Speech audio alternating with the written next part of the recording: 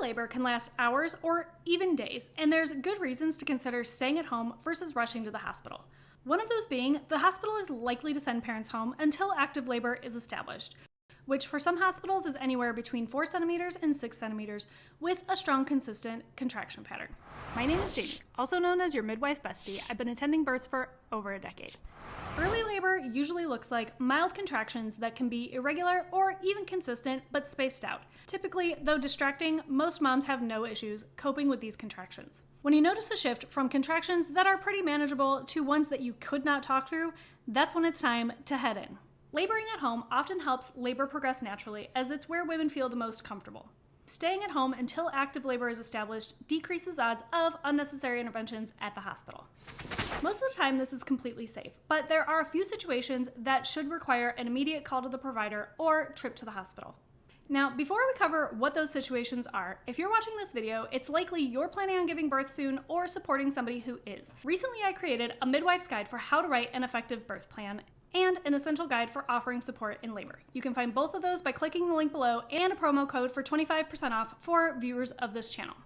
Quick disclaimer, most of the things we're going to cover today apply not only in early labor, but at any point in pregnancy. For women experiencing any of these, it's worth a call to your provider to get a second opinion.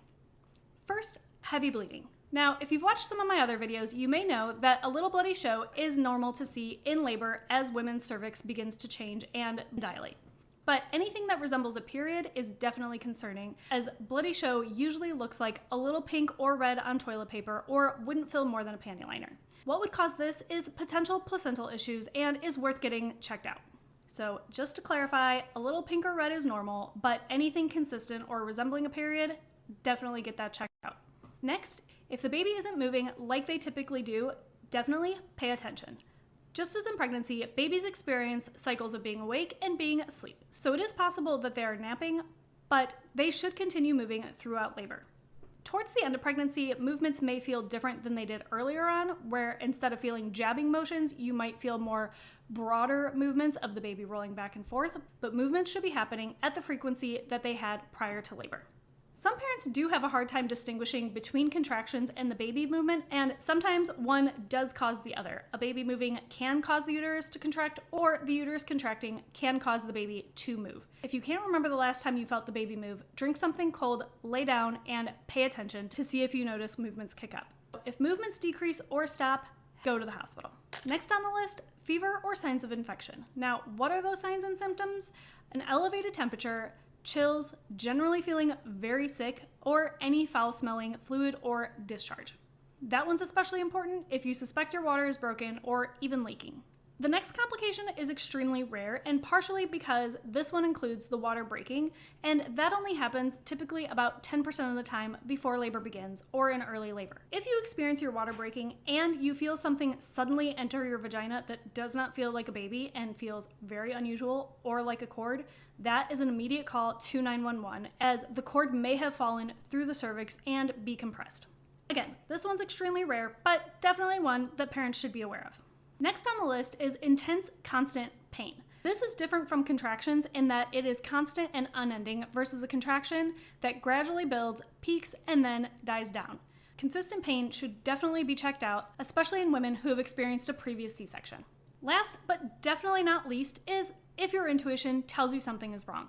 If you're experiencing dizziness, severe headaches, visual changes, or just feeling like something is off, definitely get a second opinion. A mother's intuition can be incredibly strong and even more compelling than medical knowledge. So if you feel something is off, definitely get checked out. This last situation wouldn't be necessarily considered an emergency, but a reason to consider not laboring at home for very long. Some moms have a couple mild contractions and then things abruptly pick up to intense contractions that can be 2 to 3 minutes apart, where moms can't talk through the contractions. Not an emergency, but that could indicate a baby is coming pretty quickly and a good reason to go to the hospital sooner than later. This situation doesn't often happen in first-time moms and is more common in second-time parents, but I have seen 1 or 2 really quick first-time births, so it's not out of the question. So just a quick recap, call your provider or go in if you experience heavy bleeding, fever or infection symptoms, you notice the baby's movements have changed, something unusual happens after your water breaks, severe constant pain, or your intuition just says something is off. Most early labors happen safely at home, but knowing these signs can help you feel more relaxed and confident while you wait for active labor to pick up. If you're looking for more help and support as you prepare for labor in the postpartum period, check out my guides in the link below.